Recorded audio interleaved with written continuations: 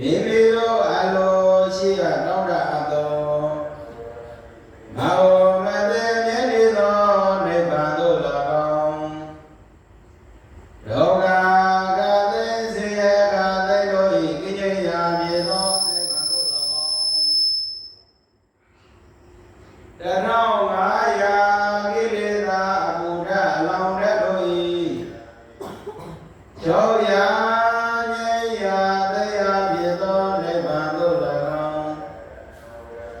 Thank you.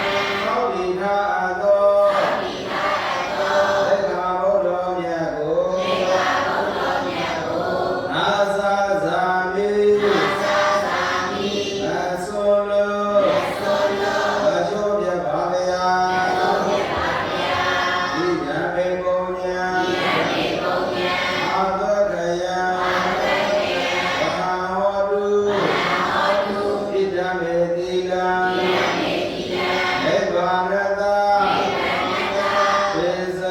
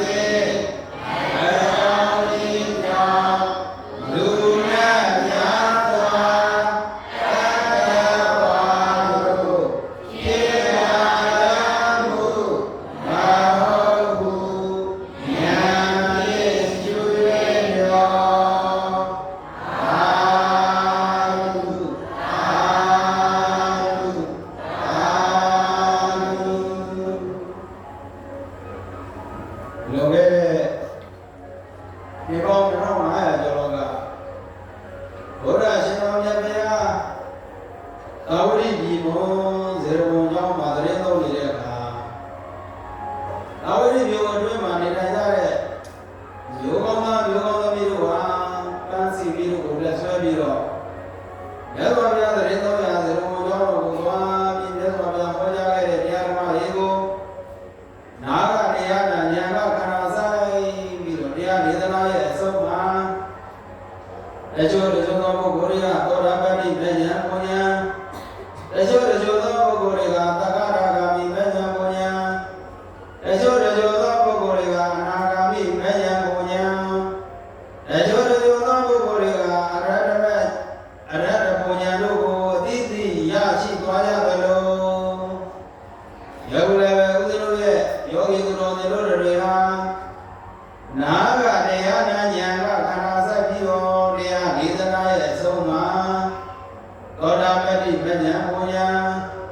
Takada Gami Benya Ponya Anaga Benya Ponya Arada Benya Ponya Aditi Yashi Naya Bazi Meda Sara Meda Abdida Meda Patanami Sudam Meda Miapoda Abare Alome Ujama Yui Sechanda Yabazi Alome Mimiro Yada Tata Elia Bobi Tami Uzero Jesu Pima Diarama Nidanavigo Nayu Magana Yabazi Alome Yogi Duro Yabana Shuma Wamia Anto Laga Yadezu Yabania Yawami Hello, Chome Brahma Bima Uzero Yogi Duro Water and Jiwa Yadi and Antoni Dama Bema Menego Layao Vidoria Maurani Nadia Maurani Anuja Vizo and Zoga Video Luciano Pagani Luciano Luna Bokura Tabawana Vizo and Zuri Joma Jami Alilo Vizo and Zua Luciana Luciana Hello Luciana Kajaro Yogi Duro Riva Ayate you are Mavio Tamisa Tamikeza Swekeza Yogeza Ayami Ziwai Hello Yegeza in a single Nimezo Vizu and Zuriga Luna Bamala Hello Vizu and Zuri Babylona Buzo Yogi Duro Religion and Evan Chana or Yana Bamala Yana Example of Pedro Chiaga Mabanita Bogo Sierra Pianiga No Being Mamu somebody Bene We better not love you I don't like Zama to be all Pedro Chiaga Mabanita Bogo Sierra Pianiga but I don't know I don't know I hear a Gilula I hear Gilula Oh I do a Yellow Tagonia Yogi Duro Oh, Sierra Piaga, Yellow Tagonia, Naruga, Lageza, Tamikeza, Sugeza, Yogeza, who ye be a year, Chico Limesoye, Lubowaga, Colonel Kama, Yelis Amina, Durezo, Available Yanamula. Oh, Yogi Duro, Yelis Amina, Durezo, Available Yoshida. From Yoshi Mutoye, we don't know you.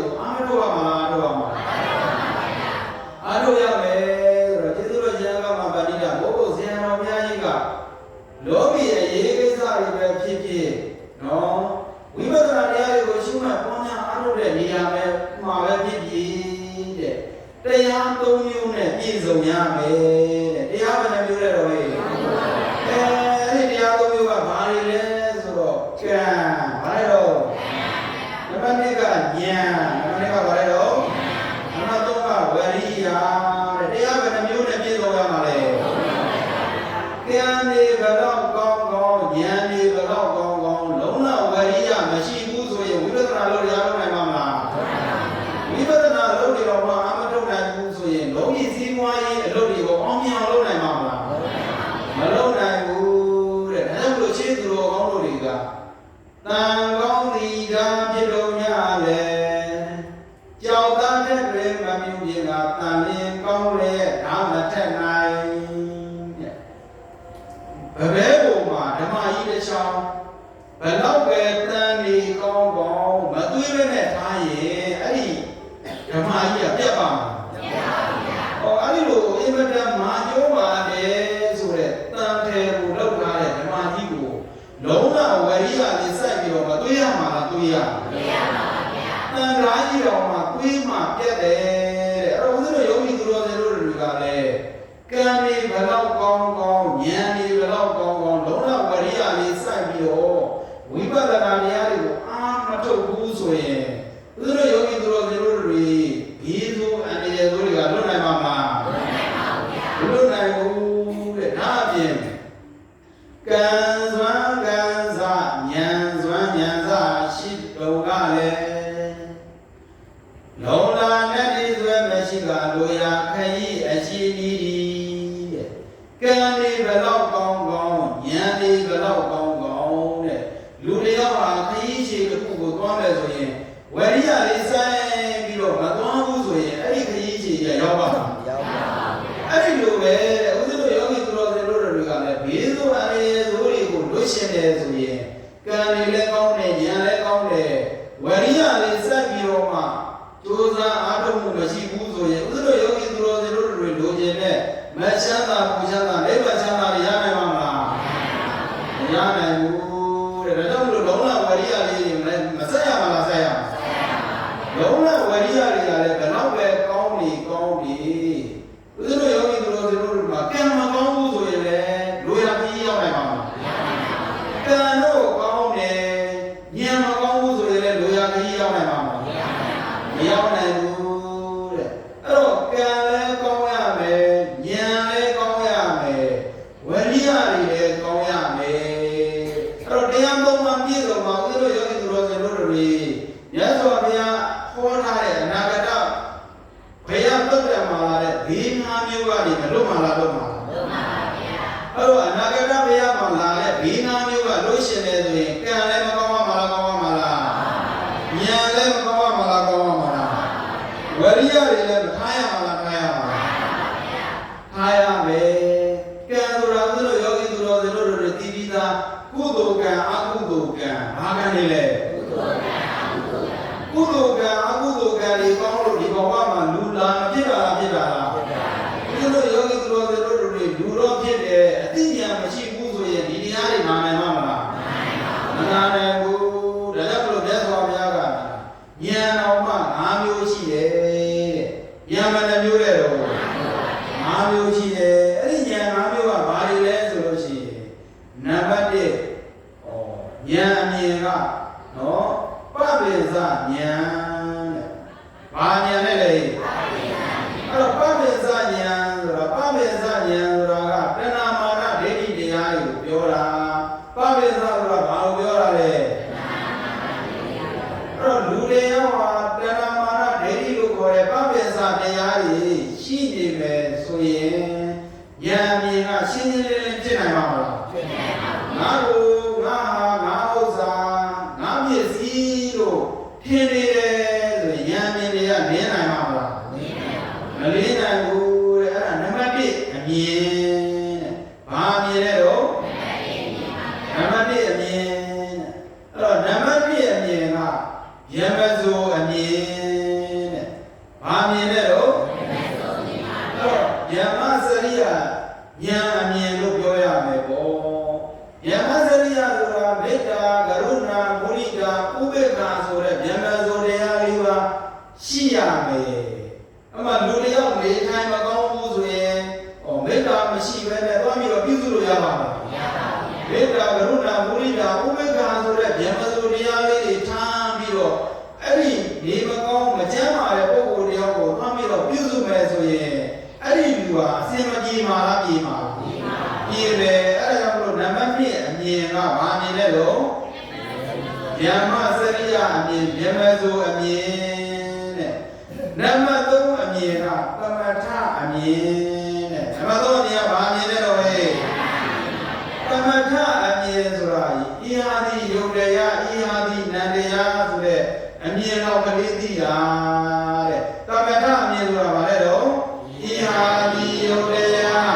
ဤဟာဒီနန္တရားအဲ့ဒီတော့လေးသိတာကိုတခြားလို့ပြောတာလားတမထအမြင်လို့ပြောတာလားသမထအမြင်နံပါတ်၄ကကြတော့ဝိပဿနာဉာဏ်အမြင်တဲ့နံပါတ်၄ကဘာဉာဏ်အမြင်လဲတော့ဝိပဿနာဉာဏ်အမြင်ဆိုတာယုတ်တရားလေးကလည်းပေါင်းပြန်ပြည့်စည်ပြီးတော့သွားတာပဲနံတရားလေးကလည်းပေါင်းပြန်ပြည့်စည်ပြီးတော့သွားတာပဲလို့အဲ့ဒီလိုမြင်တဲ့အမြင်နဲ့နံပါတ်၄ကဘာမြင်လဲတော့ဝိပဿနာဉာဏ်အမြင်နံပါတ်၄ကဘာဉာဏ်အမြင်လဲဝိပဿနာဉာဏ်အမြင်နံပါတ်5ကြတဲ့အခါကျတော့မှမဉ္ဇဉ်အမြင်တဲ့ဘာမြင်လဲတော့ပြောကြည့်ပါနံပါတ်5ဘာမြင်လဲတော့မဉ္ဇဉ်အမြင်ဆိုတော့ဝိပဿနာဉာဏ်အမြင်နဲ့အစိမ့်ပြပြီးတော့ယုတ်တရားတွေကလည်းပြည့်ပြီးတော့ပြတ်သွားတာအဲ့ဒီပြည့်လို့ပြတ်သွားတဲ့ယုတ်တရားတွေကရှုံဆုံးနိဗ္ဗာန်ဆိုတဲ့နိဗ္ဗာန်ဖြစ်အောင်မြင်တဲ့အမြင်မျိုးဘာမြင်မျိုးလဲအဲ့တော့ယုံနာဓမ္မသင်္ခါရလို့ခေါ်တဲ့ယုံတရားလေးဉာဏ်တရားလေးတွေရဲ့အဖြစ်အပျက်တွေကရှုံဆုံးနိဗ္ဗာန်ရောက်သွားတယ်ရှုံဆုံးတဲ့အမြင်မျိုးဘာမြင်မျိုးလဲအဲ့တော့ရှုံဆုံးဉာဏ်အဲ့တော့ရှုံဆုံးတဲ့ဉာဏ်မဉာဏ်အမြင်တဲ့နံပါတ်5အမြင်ကဘာမြင်လဲမဉာဏ်အမြင်အဲ့တော့ဦးဇင်းတို့ယောဂီသူတော်တွေကကံနေလဲကောင်းနေပြီဉာဏ်နေလဲကောင်းနေပြီဝရိယတွေလဲကောင်းနေပြီဆိုရင်ဦးဇင်းတို့ယောဂီသူတော်တွေဒီငါမျိုးကနေပြီးတော့မလွတ်မှလားလွတ်မှလားလွတ်အောင်လဲမကြိုးစားရမှာလားကြိုးစားရမှာလားကြိုးစားရမယ်တဲ့ဒါကြောင့်မလို့အားလုံးပဲလိုက်ဆိုလိုက်ကြမယ်နာဂဘေးမြတ်ဖယားငါမဟောခဲ့သည်ခုမပေါ်သေးလာပြီပေမျောတွေ့သည်ရမည်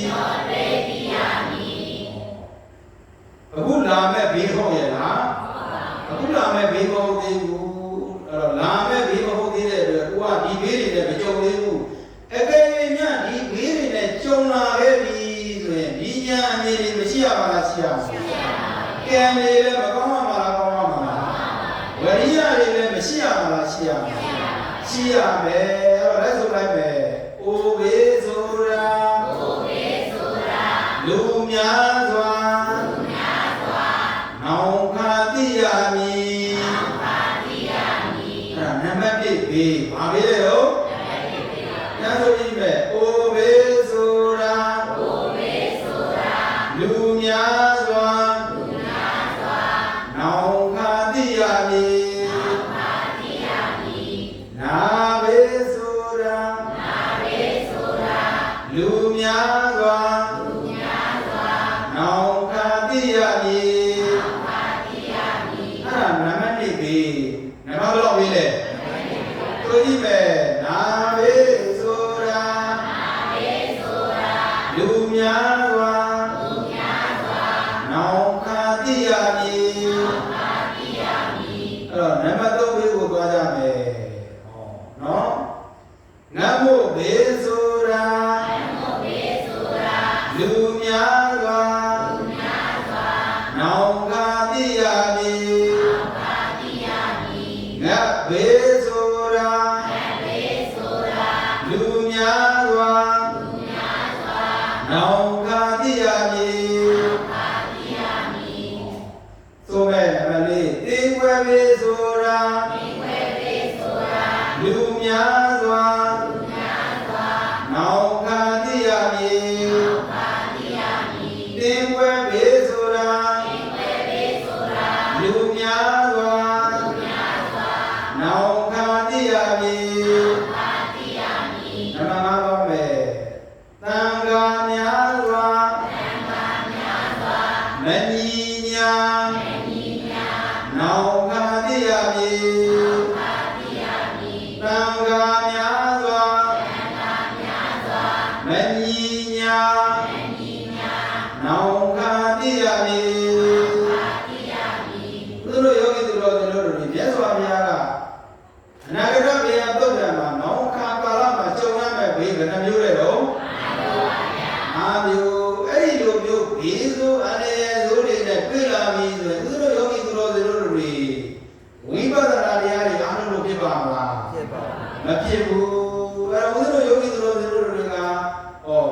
ကိစ္စသမီးကိစ္စဆွေကိစ္စမျိုးကိစ္စသားရေးသမီးရေးစီးပွားရေး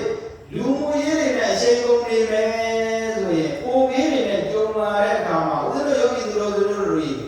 ဝိပဿနာရရအားလို့ရနိုင်ပါမလားမရနိုင်ပါဘူးဗျာတော့ဥဒ္ဒယောပြောခဲ့တယ်ကံနေဘယ်တော့ကောင်းကောင်းဉာဏ်နေဘယ်တော့ကောင်းကောင်းဝိရိယတွေဘယ်တော့ကောင်းကောင်းယခုလိုဘေးဆိုးအန္တရာယ်ဆိုးတွေနဲ့တွေ့ကြုံလာပြီဆိုရင်မြတ်စွာဘုရားကအနာဂတ်မှာပြည့်မဲ့ဘေးတွေကိုဟောတာလားဟောတာလားဟောတာပါဘုရားယောဂီသူတော်တွေနာမလေးမှာဇာတိဇရာမရဏဆိုတာနောက်အနာဂတ်မှာပြည့်မဲ့ဘေးတွေကဘာတွေလဲဇာတိဇရာမရဏ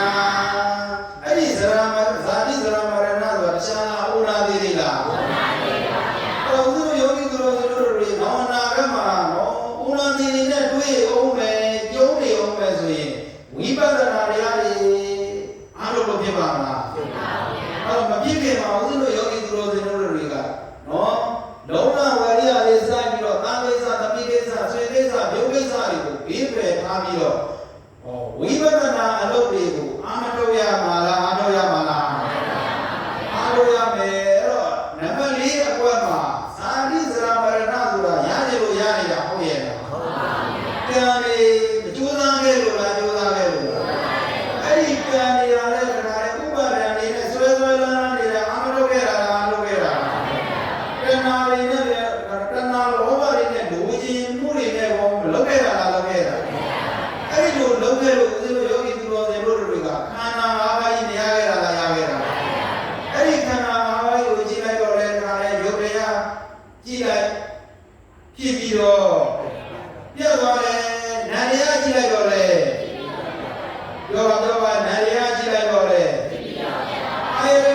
36အာယရဏ30နဲ့နှစ်ပါးအဲ့ဒီမှာအတွင်းအာယရဏအပြင်အာယရဏအဲ့ဒီအာယရဏတွေကြည့်လိုက်တော့လေဖြစ်ပြီးတော့ပြတ်သွားတယ်ဗျာ28ပါးကိုကြည့်လိုက်တော့လည်းမျက်စိနားနှာခေါင်းတရားကိုယ်စိတ်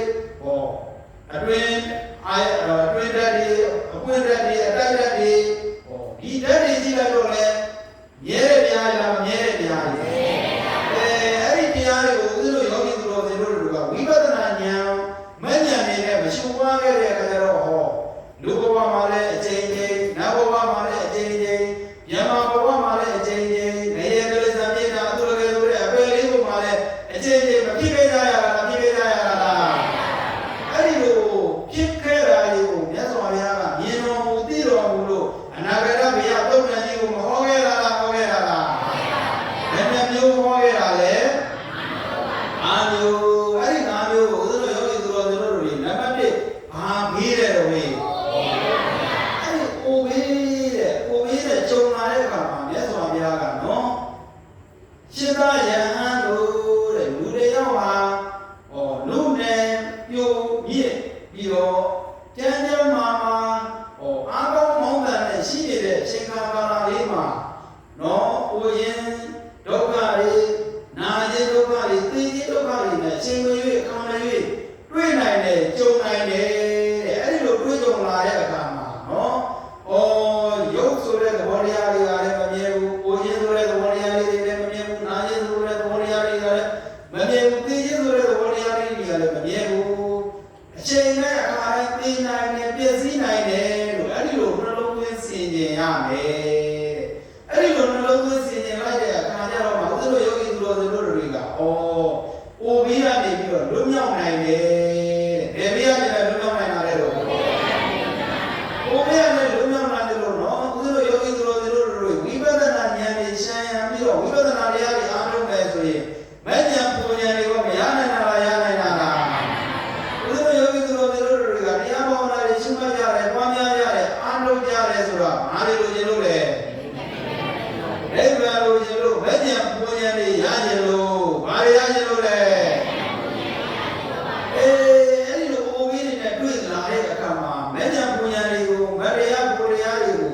ရသွားတာဘူးလေလို့ပြောရမယ်ဆိုရင်တဲ့ဦးဇင်းတို့မြတ်စွာဘုရားလက်ထက်တော်အခါတော့ကဘဟုပုဒ္ဓိကကောင်းတာဆိုတဲ့ဓမ္မကြီးတစ်ယောက်ရှိတယ်ဘယ်သူလဲလဲဘယ်သူလဲပြောကြပါဘဟုပုဒ္ဓိက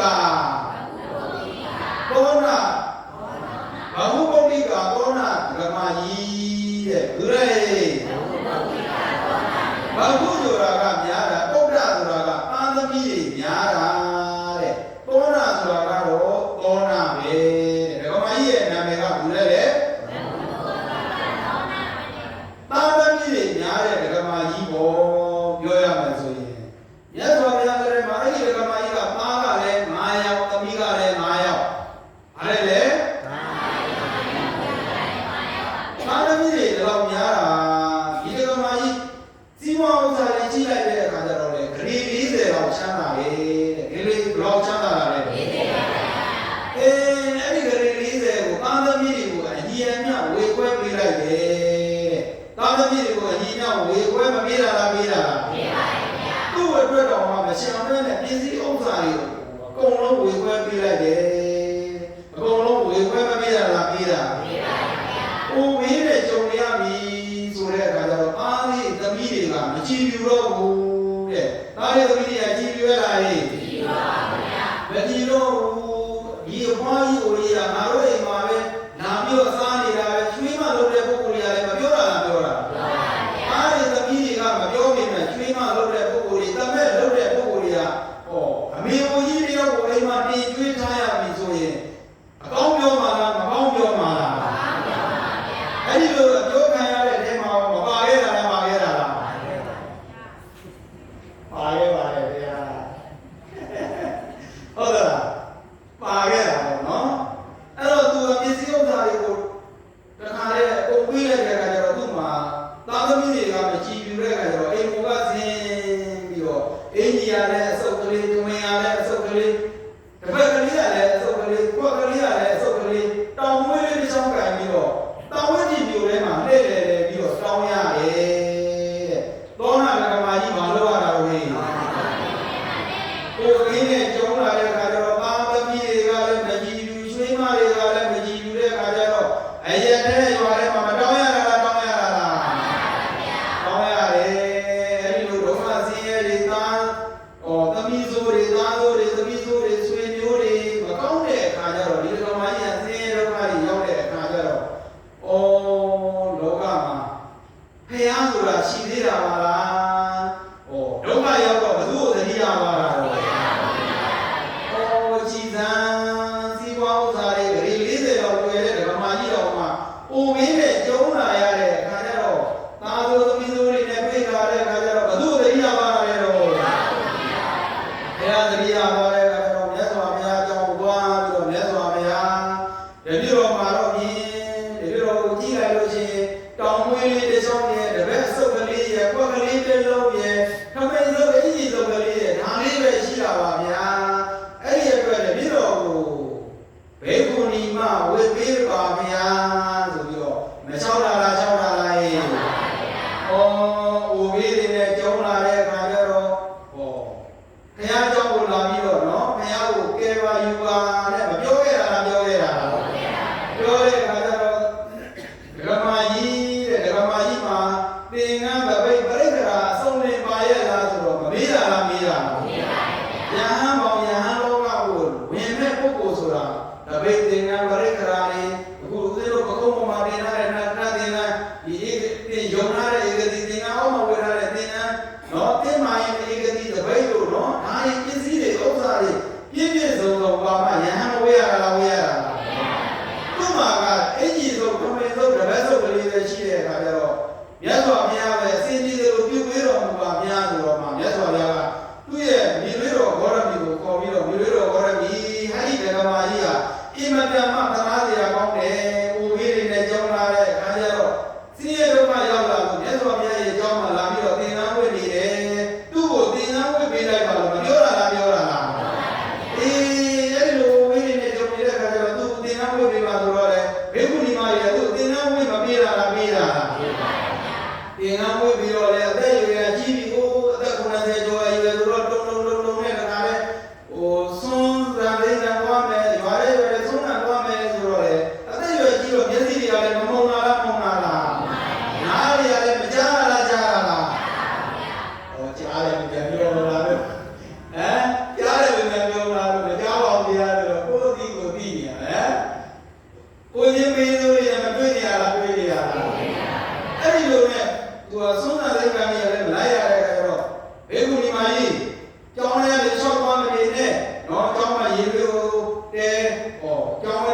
တွေချုပ်ပွားနေတဲ့မျက်စိနဲ့လူဘဝမှာဒုက္ခရောက်လို့မှာနော်ဘေကုဏီလာဝိပါလေဆိုရင်မှာဘေကုဏီရဲ့ငေါ့တာတဲ့သူ့ကိုအဲ့မှာငါလည်းဝိကျွေးရတယ်မကောင်းလိုက်တာနော်ကံလည်းမကောင်းလိုက်တာနော်လူဘဝမှာလည်းနော်စင်စင်ရဲဒုက္ခဝေဒနာတွေနဲ့အိုဘေးဒုက္ခတွေနဲ့ကြုံလာတဲ့အခါမှာငါအဖို့ရမရှိလို့ဘုရားကြောင့်လာပြီးတင်ငန်းဝိပါလေဆိုမှဒီတော့ဘေကုဏီမှာအငယ်တွေကကောင်းလိုက်အကြီးတွေကကောင်းလိုက်တယ်အဲ့ဒီလိုနဲ့သူကဘေကုဏီမှာအငယ်တွေဆွမ်းနာသွားတဲ့အချိန်ကျတော့နော်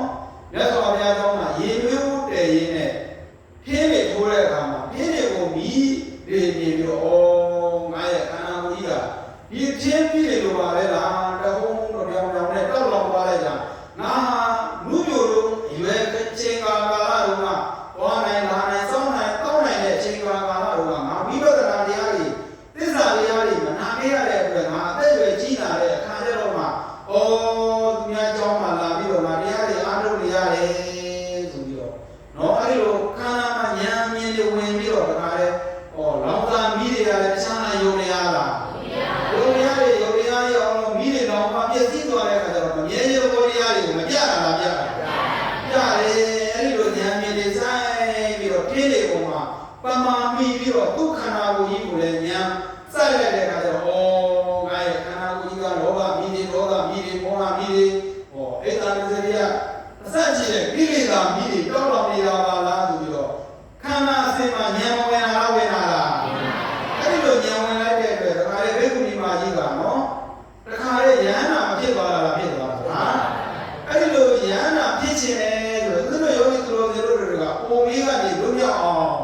ဝိပဿနာတရားတွေကိုခန္ဓာမှာဉာဏ်သက်ပြီးတော့အာမရဝမလားအာမရဝမလားအဲ့ဒီအလိုအားလုံးပဲသူတို့ယောဂီသူတို့တွေနံပါတ်1အိုပြီးအနေနဲ့လွတ်မလားလွတ်မလားဟင်အဲ့တော့နံပါတ်1နာဘေးကိုသွားကြအောင်လို့နံပါတ်2ကဘာဘေးလဲဆိုကြည့်မယ်နာယမိဘေးမလွတ်သေးညော်တွေးစင်ကြမှာ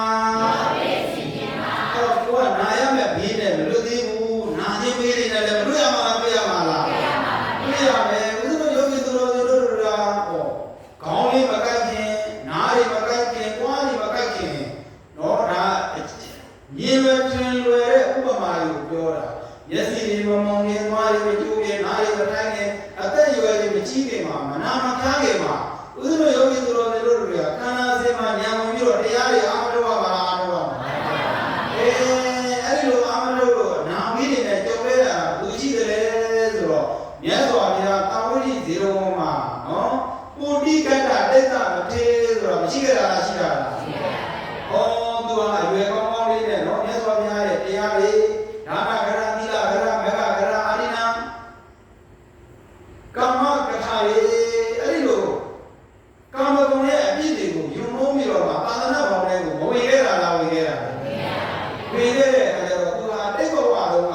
နှက်ဖို့ဆိုဖြစ်ခဲ့တဲ့အခါကျတော့အဲ့ကလေးကိုခြေတော်ပြီးရှုလက်ပြီးရှုနော်သူတို့ဘာတွေအသက်တွေကိုတတ်ပြတ်ပြီးတော့တားဖို့ဆိုလုပ်ခဲ့တဲ့အတွက်ဒီဘဝမှာယဟန်ဝင်လာတဲ့အခါမှာခန္ဓာကိုယ်မှာတော့အနာရီမပေါက်တာလားပေါက်တာရပါကအနာရီပေါက်ပြီးတော့ကလေးပေါ်မှာမသွားနိုင်မလာနိုင်ဖြစ်နေတဲ့အခါကျတော့တခါလေအနာရီကနာတဲ့အခါကျတော့ညီးညူတယ်ပုရိကရပိဿမထေရနော်အနာရီပေါက်ပြီးတော့မညီးတာလားညီးတာညီးတယ်အဲ့ဒီလိုညီးတဲ့အခါကျတော့ဝိပဿနာတရားတွေအားထုတ်နိုင်မှာအားထုတ်နိုင်တော့အဲ့ဒါနဲ့ကြောင်းတယ်လက်လက်တွေအာနန္ဒာကပတ်ပြီးတဲ့အခါကျတော့သူ့ကိုကြည့်လိုက်တော့လည်းတခါလေအနာရီကပြီးတယ်ပြီးတော့အနာရီပေါက်ပြီးတော့မနာတော့တခါလေသူ့ကိုပြုစုမဲ့လူပုဂ္ဂိုလ်တွေမရှိတဲ့အခါကျတော့နော်ယဟန်တရားလည်းသူ့ရဲ့အနာရီကိုယုံပြီးတော့ဘယ်သူမှမပြုစုတော့ဘူးဒီတိုင်းပဲထွက်သွားအဲ့ဒါနဲ့ဘုရားကလည်းအဲ့ဒီကိုသွားတဲ့အခါကျတော့ကြွလာတဲ့အခါကျတော့ညီညူညီတဲ့အတန်ကြားတဲ့အခါကျတော့ဘုရားကိုယ်တိုင်တခါတဲ့အနာရီကိုဖန်ရည်စီးမဲ့ရှာနနာကရေဝေးတွေသွားယူခဲ့ဖန်ဆင်းတဲ့ဝိရိယယူခဲ့ဆိုဘုရားကိုယ်တိုင်နော်ဒီနာကကိုမပြုစုတာလားပြုစုတာရှင်သာတဲ့အနာလေးဥစ္စာကိုငါနာတယ်လို့မပြောနဲ့ငါနာတယ်လို့မပြောမှလားပြောမှာမပြောရဘူးငါနာလာတဲ့ယုတ်တရားနာလာလားအဲ့ဒါငါနာတယ်လို့မသိရမှာလားသိရမှာဘယ်သူကသိရမှာလဲဉာဏ်ကသိရမှာမိမိရဲ့ခန္ဓာကိုယ်ကြီးကိုတတိလေးထားဝရိယလေးစပြီးတော့ဉာဏ်လေးနဲ့ငါ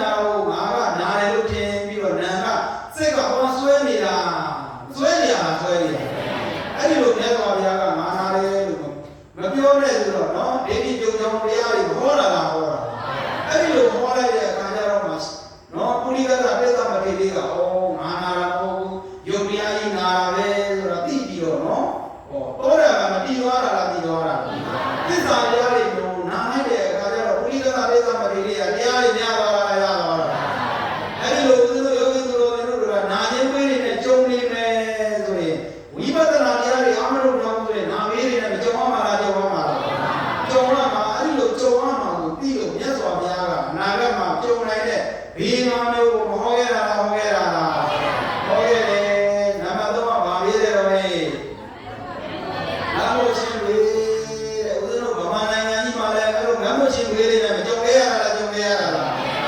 တိုင်းပြည်မှာအုပ်ချုပ်တဲ့မင်းလုပ်တဲ့ပုဂ္ဂိုလ်တွေမကောင်းတဲ့အခါကျတော့စိတ်ပြေးလေးလည်းကြုံရတယ်ယောဂဘေးတွေလည်းကြုံရတယ်ဟောငလျင်ဝေးတွေနဲ့လည်းကြုံရတယ်ရေကြီးတဲ့ဘေးတွေနဲ့လည်းမကြုံရတာလားကြုံရတာလားကိုယ်တွေကမာဆိုလည်းခါတယ်နော်ကိုယ်တွေယောဂတွေပြီးတော့ပရမလိုင်းဒုတိယလိုင်းတတိယလိုင်းနဲ့ဘေးမျိုးမျိုးတွေနဲ့မကြုံရတာလားကြုံရတာလားအဲ့ဒီလိုကြုံရတဲ့အခါမှာလူတွေကအစားတော့တွေပြစိတ်ဘေးတွေနဲ့ကြုံတဲ့အခါကျတော့ဟောစားရမရှိနေရမရှိနဲ့အဲ့လိုငတ်ဖို့တဲ့ခေါင်းပါတဲ့ဘေးတွေတော့မကြုံရတာလားကြုံရတာလားကြုံရတယ်အဲ့ဒီလိုဘေးမျိုးတွေကိုဦးဇင်းတို့စရုဒ္ဓသံဃာယနာမတင်ခင်ကာလတီဟိုနိုင်နာမှာနော်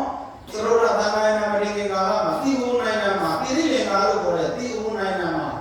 ယဟန်တော်လေးတဲ့ပိဋကတ်သုံးပုံလေးကိုဟောအခါရတော့တဲ့အခါလေးရင်းပြီးတော့နော်ပိဋကတ်သုံးပုံလေးကိုပြန်ဆိုပြီးတော့နော်သံဃာယနာပြင်မယ်လို့လုပ်တဲ့အခါကျတော့တိုင်းပြည်ကြီးတစ်ခုလုံးကမမ်းမို့ချင်းဝေးတွေနဲ့ကြုံရတယ်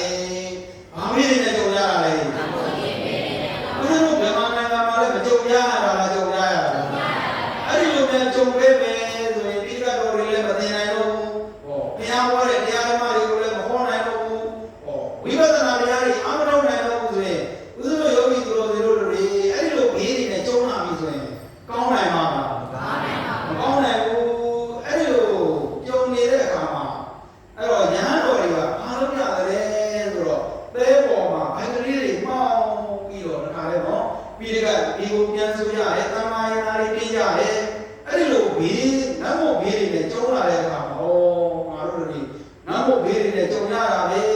ဆိုပြီးတော့အဲ့ဒီလိုပုံပုံမျိုးတွေကြုံလာပြီးဆုံးလာပြီးဥစ္စာဗမာနိုင်ငံမှာလည်းအဲ့လိုမျိုးဘေးဆိုးတွေနဲ့ကြုံလာပြီးဆုံးလာပြီးဆိုတော့ဝိပဿနာတရားတွေအားလို့ရနိုင်မှာမလားဝိပဿနာတရားတွေအားလို့နိုင်တော့ဘူးဆိုရင်ဒီလိုနတ်မို့တဲ့ဘေးတွေကတော့လွတ်နိုင်မှာမလားမလွတ်နိုင်တော့ဘူးတဲ့အဲ့တော့နံပါတ်၄ကဘာပဲလဲဒီကွယ်ဘေးဆိုတာလူတွေအဲ့ဒီလိုဘေးမျိုးတွေဟောတိုင်းမျိုးချုပ်တဲ့ဘေးတွေကမကောင်းတဲ့အခါကျတော့ဟိုအဖွဲ့ဒီအဖွဲ့ဟိုပါတီဒီပါတီနဲ့နော်အဲ့ဒီလိုမျိုးအဖွဲ့အစည်းတွေအများကြီးဖြစ်လာတဲ့အခါကျတော့ဟိုလူကတစ်မျိုးဒီလူကတစ်မျိုးဟောအဲ့ဒီလိုမျိုးတွေဖြစ်လာတဲ့အခါကျတော့လူတွေကဘာသာရေးကိုလည်းမလိုက်စားကြဘူးတယောက်နဲ့တယောက်အမြင်တွေဆောင်အပြောတွေကမကောင်းဟောအဲ့ဒီလိုတွေဖြစ်လာကြတယ်အဲ့ဒီလိုမျိုးနော်သိကွဲတဲ့လူတွေသိကွဲတဲ့ဘေးနဲ့ကြုံလာပြီဆိုရင်ဥစ္စလောယောဂီသူတော်တို့တွေဝိပဿနာတရားတွေကိုအားထုတ်နိုင်မှာမလားထုတ်နိုင်ပါဘူးဝိပဿနာတရားတွေကိုအားမထုတ်နိုင်ဘူးဆိုရင်ဒါနာကောင်းမှုတွေကိုလုပ်နိုင်မှာမလားလုပ်နိုင်ပါဘူးဒီလာကောင်းမှုတွေကိုသမထကောင်းမှုတွေကိုဝိပဿနာတရားတွေကိုမလုပ်နိုင်တော့ဘူးတဲ့အဲ့တော့လူတွေကတယောက်တစ်ပေါက်ဟိုလူကတစ်မျိုးဒီလူကတစ်မျိုးဟောအသင်အဖွဲ့တွေတွဲနေမယ်ဟိုကောင်းလာမှတစ်မျိုးဒီကောင်းလာမှတစ်မျိုးတဲ့အဲ့ဒီလိုမျိုးဘေးတွေကြုံလာရပြီဆိုရင်အဖွဲ့အစည်းတွေညီညွတ်ဖို့မလိုအပ်ဘူးလားလိုအပ်တယ်အဲ့တော့မြတ်စွာဘုရားအလောင်းတော်ဘဝတော့ကနော်ဟောဒီငှက်တွေဖြစ်တဲ့ဘဝမှာနော်ငုံငှက်တွေဖြစ်တဲ့အခါမှာဘုဆိုးတစ်ယောက်ကဟောဒီဝရအဖွဲ့နဲ့တခါလဲမြတ်စွာဘုရားအဖွဲ့ဆိုပြီးတော့အဖွဲ့တွေကမပွဲနေရလားပွဲနေတယ်အဲ့ဒီလိုပွဲနေတဲ့အခါမှာဟောနှမုတ်ဆိုးလို့ခေါ်တဲ့နော်ဘုဆိုးတစ်ယောက်ကနော်ပိုက်ကုန်နေတဲ့ဖြစ်တဲ့အခါမှာဟောဒီဝရရဲ့အဖွဲ့တွေဟာတယောက်နဲ့တယောက်ညီညွတ်မှုစီးလုံးမှုမရှိတဲ့အတွက်တယောက်နဲ့တယောက်အပြန်အလှန်ပြောဆိုမှုပြောဒီပြောညီညွတ်မှုမရှိဟောစီးလုံးမှုမရှိတဲ့အခါကျတော့သူတို့အကုန်လုံးကသေလေးနဲ့ရင်ဆိုင်ရတယ်စီးလုံးမှုမရှိတဲ့အတွက်ဗာမင်းနဲ့ရင်ဆိုင်ရတာလေသေလေးနဲ့ရင်ဆိုင်ရတယ်ဘေးဆုံးအနေနဲ့ဆိုရတဲ့ကြုံရတာလားကြုံရတာလားမဆုံးရတာလားဆုံးရတာလားဘုရားတို့ယခုလက်ရှိလောကကြီးမှာလည်းအဲ့ဒီလိုမျိုးလူအဖွဲ့အစည်းတွေဟောပါတီအဖွဲ့အစည်းတွေတယောက်နဲ့တယောက်ဘေးတွေကွဲနေမယ်အသင်းအဖွဲ့တွေကွဲနေမယ်ဆိုရင်ဟောဘုရားတို့ယောဂီသူတော်တွေတို့ဝိပဿနာတရားတွေကိုအားထုတ်နိုင်မှာမလားအဲ့ဒီလိုမှအားထုတ်မှုမရှိဘူးဆိုရင်ဘုရားတို့ယောဂီသူတော်တွေတို့လိုချင်တဲ့ဗတ်ချမ်းသာဘူချမ်းသာနိဗ္ဗာန်ချမ်းသာတွေရနိုင်မှာမလားရနိုင်ပါဘူးအဲ့ဒီမှာတော့မြတ်စွာဘုရားအလောင်းဟောဒီငုံအဖွဲ့တွေကငုံအဖွဲ့အပေါင်းတို့တဲ့စီလုံးမှုဆိုတာရှိရတယ်တဲ့ဟောစီလုံးလုံးနဲ့ငါတို့အားလုံးပြန်လိုက်မယ်ဆိုရင်ဒီပိုက်ကွန်ရဲ့ဘေးရတယ်လွတ်နိုင်တာလားလွတ်နိုင်အဲ့တော့မြတ်စွာဘုရားအလောင်းက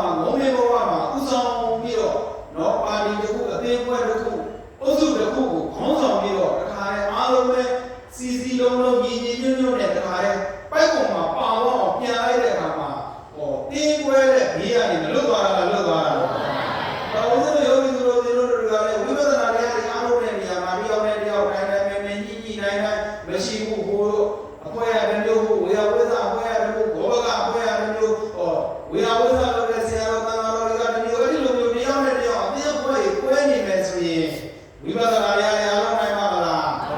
အားထုတ်နိုင်မှုတွေဒါနာကောင်းမှုတွေကလုပ်နိုင်မှာမလားဒါ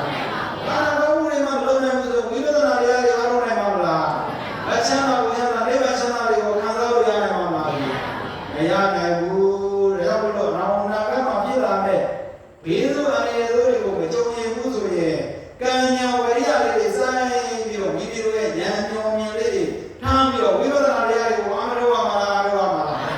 အဲ့တော့မြတ်စွာဘုရားကနံပါတ်5ဘေးကိုပြောခဲ့တာလားပြောခဲ့တာလားနံပါတ်5ဘာဘေးလဲလို့တန်ခါများစွာမကြီးညာလေးဆိုတော့တန်ခါတင်းပွဲတဲ့ဘေးကိုပြောတာအားတင်းပွဲတဲ့ဘေးတဲ့တန်ခါတင်းပွဲတဲ့ဘေးတဲ့တန်ခါတင်းပွဲတွေပဲဆိုတန်ခါတော်တွေကဘာနဲ့တပါးညီညွတ်မှုမရှိတော့ဘူးဝိနည်းဆောင်ပုဂ္ဂိုလ်တွေကတစ်မျိုးသုတ်တန်ဆောင်ပုဂ္ဂိုလ်တွေကတစ်မျိုးအဘိဓမ္မာပုဂ္ဂိုလ်တွေကတစ်မျိုးတယောက်တစ်မျိုးနဲ့ဟောနေကြမယ်ပြောနေကြမယ်ဆိုရင်ဦးဇင်းတို့ယောဂီသူတို့တွေတန်ခါတော်တွေမှညီညွတ်တော့ဘူးတန်ခါတော်တွေကိုကိုးပဲတဲ့ဓမ္မတွေကညီညွတ်ပါမလားညီညွတ်ပါဘူးအဲ့ဒီတန်ခါတော်တွေကိုကိုးပဲနေတဲ့ဓမ္မတွေကမညီညွတ်တော့ဘူးဆွမ်းကိစ္စတွေတက်ခဲ့လာမယ်မခက်ခဲလာမှာခက်ခဲလာမှာလားကြောင်းကိစ္စတွေတက်ခဲ့လာမယ်ရေကိစ္စမိကိစ္စပွားရေးနာရေးတွေအားလုံးမခက်ခဲမှာလားခက်ခဲမှာလားလက်ရှိပစ္စုပန်မှာတော့မှအဲ့ဒီလိုအခက်အခဲမျိုးတွေရောကြုံနိုင်တာလားကြုံနိုင်တာလားမြတ်စွာဘုရားရှင်ကိုရောမြတ်ကြီးကနော်အဲ့ဒီလိုမျိုးဘေးဆိုးအနေဆိုးတွေကိုမသိလို့လားသိလို့လားသိလို့လေအနာဂတ်မှာနောက်အနာဂတ်မှာဖြစ်လာမဲ့ဘေးတွေကဒီလိုရှိတယ်ကွယ်ဆိုပြီးတော့ဟောရတာလားဟောရတာလားဦးဇင်းတို့ယောဂီသူတော်တို့ဦးဇင်းတို့ပြောတဲ့သဘောတရားလေးတွေကိုနားလည်ရဲ့လားနားလည်တော့တန်ခါသိခွဲတဲ့ဘေးတွေမကြုံခင်လေးပါဦးဇင်းတို့ယောဂီသူတော်စင်တို့တို့ဝိပဿနာတရားတွေကျေးဇူးတော်ဆရာတော်မာမဏိရဘုရားဆရာတော်များကြီးတို့မဟာသီဆရာတော်များကြီးတို့ဝေဘူးဆရာတော်များကြီးတို့စွန်းလုံးဆရာတော်များကြီးတို့သေဆရာတော်များကြီးတို့နော်ခန္ဓာဉာဏ်ရောက်သစ္စာဆိုင်အောင်ဟောနိုင်ပြောနိုင်တဲ့ပုဂ္ဂိုလ်တွေနဲ့ကြုံနေတဲ့ဆုံနေတဲ့အခါကာလမျိုးမှာသစ္စာတရားတွေလည်းမနာမလားနာမလားပရိစ္ဆေသမုပ္ပါသင်္นานတရားတွေလည်းမတရားမလားတရားမလားသစ္စာတရားတွေလည်းနာရမယ်ပရိစ္ဆေသမုပ္ပါသင်္นานတရားတွေလည်းနာရမယ်ခန္ဓာဉာဏ်ရောက်ဒိဋ္ဌိယုတ်တရားတွေနာရမယ်ဝိပဿနာတရားတွေလည်းအထုတ်ရမယ်အမရောမလားအရောမလားအဲဒီလိုအားလုံးအမဲ့နေရာမှာဦးဇင်းတို့ယောဂီသူတို့တို့တွေကငါတို့တွေလူဘဝလူခန္ဓာရနေပြီကံလည်းကောင်းနေပြီကံလည်းကောင်းနေရလားကောင်းနေရလားဦးဇင်းတို့ယောဂီသူတို့တွေဉာဏ်ပါတဲ့စာပေတွေသင်လို့ဆရာသမားတွေကပရိစ္ဆေသမုပ္ပါအကြောင်းကျိုးဆက်တရားတွေကိုလည်းဟောလို့ပြောလို့သစ္စာတရားတွေလည်းနာလို့ဦးဇင်းတို့ယောဂီသူတို့တွေကမသိနေရလားသိနေတာလားသိနေတယ်ဆိုတော့ပရိစ္ဆေသမုပ္ပါတရားတွေလည်းသိတယ်အကြောင်းကျိုးဆက်သဘောတရားတွေလည်းသိတယ်ခန္ဓာအကြောင်းတွေသိတယ်အာယတနာအကြောင်းတွေသိတယ်ဓာတ်တရားတွေလည်းသိတယ်ဆိုတာဉာဏ်အမြင်တွေမရှိတာလားရှိတာလားကံတွေလည်းကောင်းနေပြီဉာဏ်တွေလည်းကောင်းနေပြီဦးဇင်းတို့ယောဂီသူတော်တွေဘာပဲလိုတော့တာလဲဝရိယပဲလိုတော့တယ်ဒါကြောင့်မလို့ဝရိယလေးအားဆိုင်ပြီးတော့မကြိုးစားရမှာလားကြိုးစားရမှာလားလောကီမှာပဲဖြစ်ဖြစ်သားရဲ့ကိစ္စမှာပဲဖြစ်ဖြစ်သမီးကိစ္စမှာပဲဖြစ်ဖြစ်စီးပွားရေးကိစ္စမှာပဲဖြစ်ဖြစ်လုံးဝဝရိယလေးဆိုင်ပြီးတော့အားထုတ်မယ်ကြိုးစားမယ်ဆိုရင်မအောင်မြင်ပါလားအောင်မြင်ပါလားအောင်မြင်ပါပါဗျာယခုလောကကြီးမှာအောင်မြင်နေတဲ့ပုဂ္ဂိုလ်တွေမကြိုးစားခဲ့လို့လားကြိုးစားခဲ့လို့လားအခုလောကကြီးမှာချမ်းသာနေကြတယ်လူနိုင်နေတဲ့ပုဂ္ဂိုလ်တွေလူတန်းနိုင်တဲ့ပုဂ္ဂိုလ်တွေသိမောင်မြောင်များစွာတောင်းမောင်မြောင်စွာမြောင်များစွာလူနေတဲ့ပုဂ္ဂိုလ်တွေကလုံးဝဝရိယလေးဆိုင်ပြီးတော့ကြိုးစားခဲ့တာလားကြိုးစားခဲ့တာလားကြိုးစားခဲ့တယ်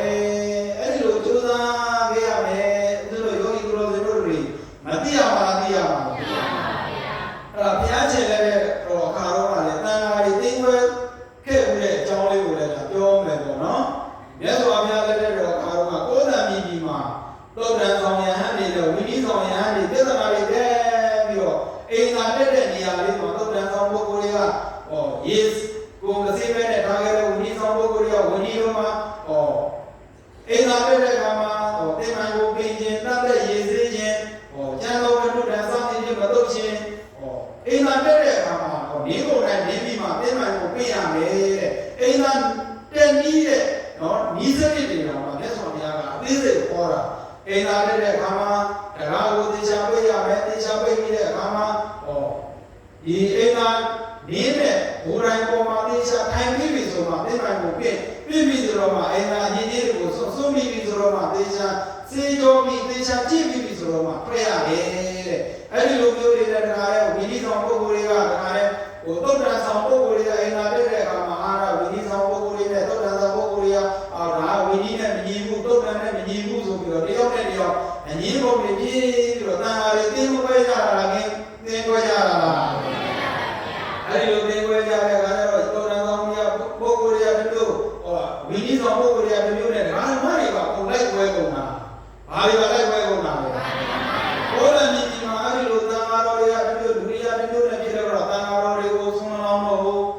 တန်ခါးတော်တွေသုံးကိစ္စတွေမခက်ခဲသွားတာခက်ခဲတော့ယခုခေတ်ကာလမှာလည်းတို့ယောဂီတို့တွေစဉ်းစားကြည့်တန်ခါးတော်တွေကတော့ဝိနည်းဆောင်ပုဂ္ဂိုလ်တွေကတို့သုတ္တန်ဆောင်ပုဂ္ဂိုလ်တွေကတို့အဘိဓမ္မာပုဂ္ဂိုလ်တွေကတို့အဲ့ဒီလိုပုဂ္ဂိုလ်မျိုးတွေကွဲနေကြမယ်ဆိုရင်ဦးဇင်းတို့ရဲ့သာသနာတော်ကြီးကရေရှည်တည်တတ်နိုင်ပါမလားတည်တတ်နိုင်ဘူးဒါကြောင့်မလို့ဦးဇင်းတို့ယောဂီတို့တွေကသာနာသိဝဲဘေးတွေနဲ့မကြုံနေလိမ့်မှာဝိပဿနာတရားတွေအမှန်တော့မှာလားအဲ့ဒီလိုလူတွေကလည်းဒီမှာလည်းမျိုးတော်ဘုံလေးနဲ့ပြောကြတယ်ဒီကိုယ်တော်တွေကိုဒီမှာလည်းပြောလို့မရတဲ့အခါကျတော့ဘုရားရဲ့နာတော်ကိုကြားတော့ဘုရားကအဲ့ဒီပုဂ္ဂိုလ်တွေကိုဘုရားရှင်ရဲ့အမိမှာခေါ်ပြီးတော့ဆုံးမတာတော့မှနာခံကြတော့ဘူးနာခံရလားဟဲ့အဲ့ဒီလိုမနာခံတဲ့အတွက်မြတ်စွာဘုရားကနော်ပါဠိတွေကဒီတော်တစ်ခုထဲမှာတွားပြီးတော့နော်မြတ်စွာဘုရားတော်ထဲမှာတွားပြီးတော့မနေတာလားနေတာလားအဲ့ဒီလိုတွားနေတဲ့အခါကျတော့ရတဲ့ဘာလဲမှာနေတဲ့ဓမ္မတွေကမြတ်စွာဘုရားကိုလည်းမပူပါဘူးမြတ်စွာဘုရားရဲ့တရားတွေလည်းမနာရတဲ့အခါကျတော့ဒီကိုယ်တော်တွေဉာဏ်နဲ့ညီညွတ်ရင်ညီညွတ်မညီညွတ်လို့ရှိရင်ငါတို့ဆုံးလဲမလားတော့ကိုတောင်းနေလည်းမဆောက်တော့ဘူးဆိုပြီးတော့တခါလေတိုးသက်ပြီးပြီမှာအဲ့လိုလည်းဖြစ်ခဲ့တာလားဖြစ်ခဲ့တာဖြစ်တဲ့အခါကျတော့တန်ဃာတော်တွေဆုံးကိစ္စတွေဒုက္ခတွေရောက်ဒေသနာတရားဖြည်းမီးတွေဒုက္ခရောက်လာတဲ့အခါကျတော့မြတ်စွာဘုရားတရားတွေမနာတဲ့အတွက်တန်ဃာတော်တွေမညီညွတ်တဲ့အတွက်တခါလေညီညွတ်ဖို့နာပြီးစီးလုံးဖို့နာပြီးမလိုအပ်တာလားလိုအပ်တာလားအဲ့ဒီလိုမြတ်စွာဘုရားဆုံးမလို့မရတဲ့အခါကျတော့တော်ထဲမှာပွားပြီးတော့နော်တန်ဃာတော်တွေမညီညွတ်တဲ့အခါမှာဘုရားရဲ့တရားတွေမနာရတော့ဘူးသစ္စာတရားတွေမနာရတော့ဘူးခန္ဓာဉာဏ်ရောက်တရားတွေမနာရတော့ဘူးဝိပဿနာတရားတွေမအားထုတ်ရတဲ့အခါကျတော့လူတွေမှာဒုက္ခမရောက်တာလားရောက်တာဦးဇင်းတို့ယောဂီတို့တွေလည်းအဲ့ဒီလိုဘေးမျိုးတွေနဲ့ကြုံရမယ်ဆိုရင်ဝိပဿနာတရားတွေအားထုတ်လို့ရနိုင်မှာမလားမရနိုင်ဘူးအဲ့ဒီလိုနဲ့မြတ်စွာဘုရားနော်အရှင်ဘုရားတပည့်တော်တို့အားလုံးညီညွတ်ပါပြီဗျာဆိုပြီးတော့သံဃာတော်တွေနော်ဆုံးမလောက်တဲ့အခါကျတော့ဆုံးမမှာကြောက်တော့တယောက်နဲ့တယောက်ပြန်ပြီးတော့ပေါင်းစည်းရတာလားပေါင်းစည်းရတာလားအဲ့ဒီလိုပေါင်းစည်းတော့မှတခါလေမြတ်စွာဘုရားကနော်ဝိပဿနာတရားတွေသစ္စာတရားတွေမဟောတာလားဟောတာလားဟောတယ်အဲ့ဒီလိုဝိပဿနာတရားတွေနာယူရတယ်မှတ်သားရတယ်ဆိုတော့ဘာတွေရတာလို့လဲခန္ဓာတွေရတာလို့တို့ယောဂီတို့လည်းဘာတွေရတာလဲခန္ဓာရတာလေပုဂ္ဂိုလ်တိုင်းတွေရတယ်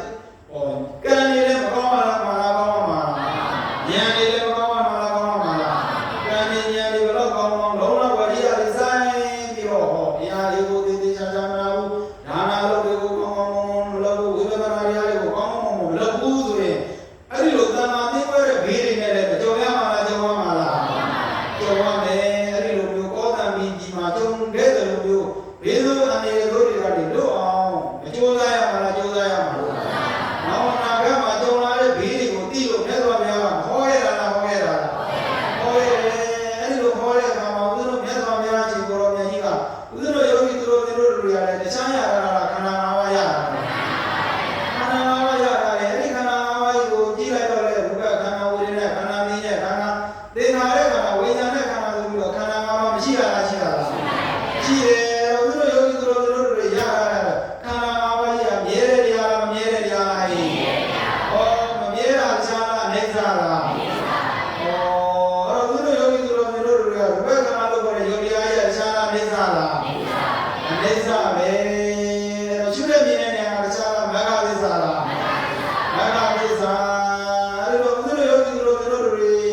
ရထားတဲ့ခန္ဓာကိုယ်ကြီးဟာတခြားလားဒုက္ခသစ္စာလား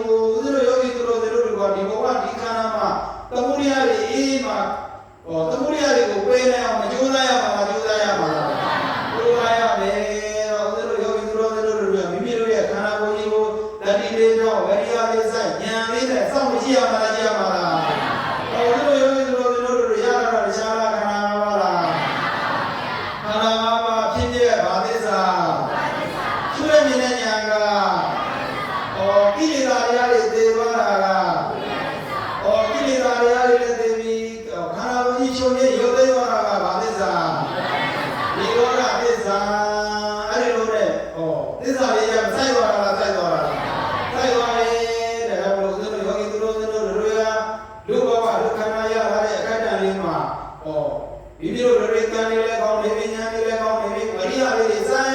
ပြီးတော့ဝိပဿနာတရားတွေကိုအာမတော်ရမှာလားတော်ရမှာလားဟေး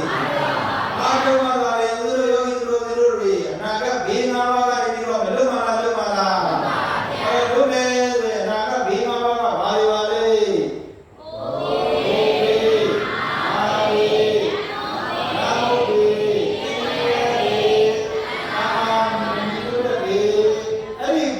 ဘေးငါမျိုးကနေပြီးတော့လွတ်အောင်လည်းကြိုးစားရမှာလားကြိုးစားရမှာလားကြိုးစားရမယ်အဲဒီလိုကြိုးစားပြီးတော့ဦးဇင်းတို့ယောဂီသူတော်စင်တို့တွေနော်အဲ့တော့လူဘဝလူခန္ဓာရတာတဲ့အခိုက်အတန့်လေးမှာဩငါတို့တွေကံကောင်းလို့လူအဖြစ်နဲ့လည်းကြုံလို့ဘုရားရှင်ရဲ့သာသနာနဲ့လည်းကြုံလို့သစ္စာတရားတွေကိုဟောနိုင်ပြောနိုင်တဲ့ပုဂ္ဂိုလ်တွေနဲ့လည်းကြုံတဲ့ကာလမှာကံတွေဉာဏ်တွေဝရိယလေးတွေစိုင်းပြီးတော့ဘုရားတို့တွေမချမ်းသာဘူးချမ်းသာနိဗ္ဗာန်ချမ်းသာကိုမျက်မှောက်ပြုနိုင်ကြပါစေသာနာပြုရင်းနဲ့အနာဂတ်ဘေးငါးပါးလောက်မြည်ပေးထားတဲ့တရားဒေသနာတော်ကိုဒီမှာပဲဆုံးသက်ပါပြီအားလုံးနဲ့သာဓုသုံးနေကိုတော်ကြပါဦးစို့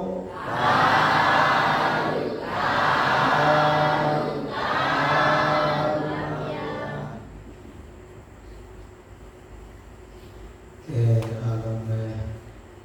ဒီချမ်းသာဆက်ချမ်းသာလူရဆန္ဒပြေဝချပါစေသာသနာရေးအပြီးနဲ့ပါစေသာသနာ့ဘက်အထောက်အပံ့ပါစေသာသနာ့ဘက်ရှိတဲ့နာမည်ဆောင်ရွက်ရတဲ့ပုဂ္ဂိုလ်